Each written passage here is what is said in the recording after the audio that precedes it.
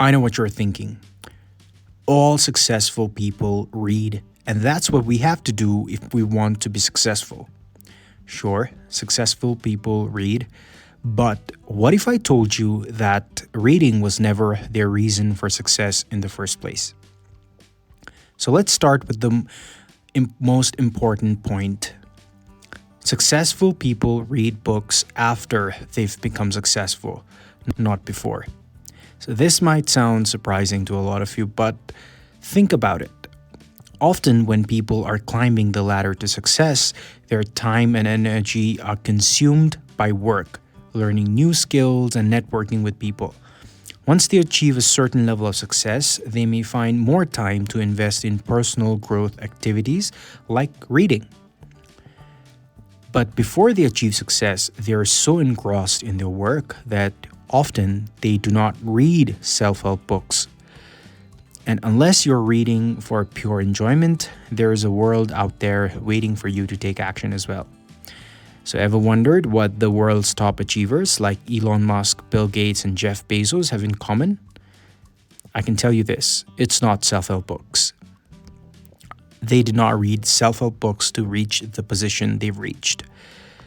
So successful people read books after they've become successful, not before, because they simply do not have that time initially. But later, when they read books, that gives them the edge. Next, self-help books are meant for people who have paid little attention in life. Now, I'm sure I've triggered a lot of people by saying that, but let me explain.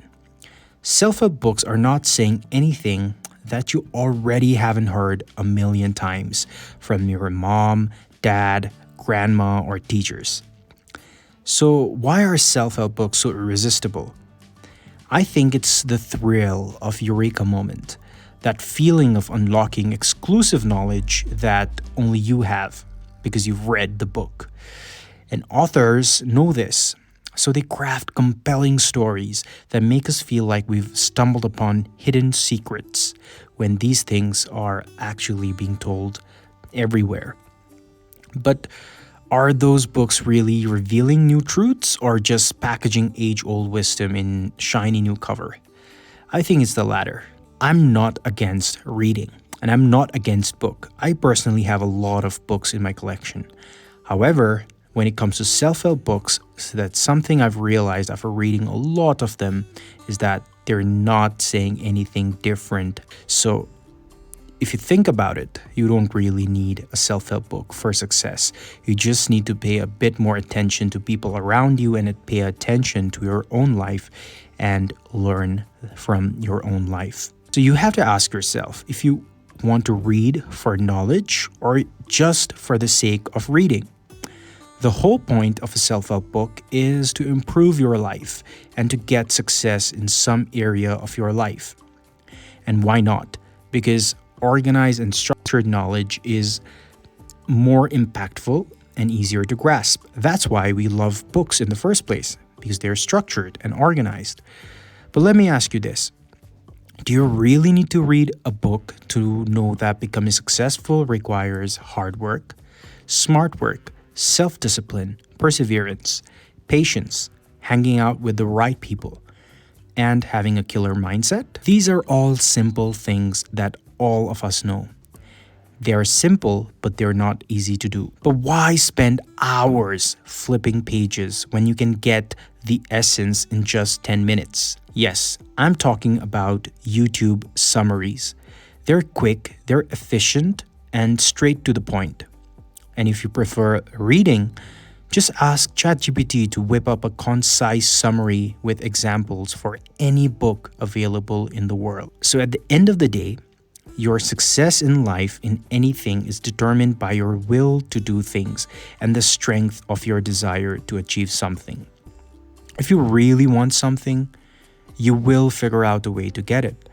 But I just want to make you aware that of this massive trend of buying and stocking self-help books that you don't even end up reading. So stop thinking that some self-help guru has the answer to your life in a 500-page book. Trust me, actionable insights beat lengthy reads any day. and focus on real life experiences, learn from the people around you, and leverage free resources like YouTube and ChatGPT.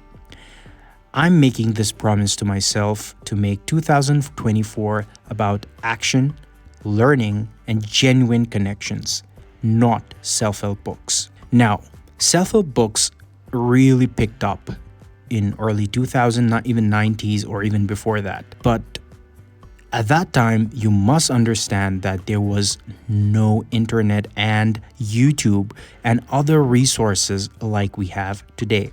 So we don't really need self-help books to gain that knowledge or the rules for success. So you can get this by watching any YouTube videos. So that's it. I hope I've convinced you not to buy any more self-help books in your library.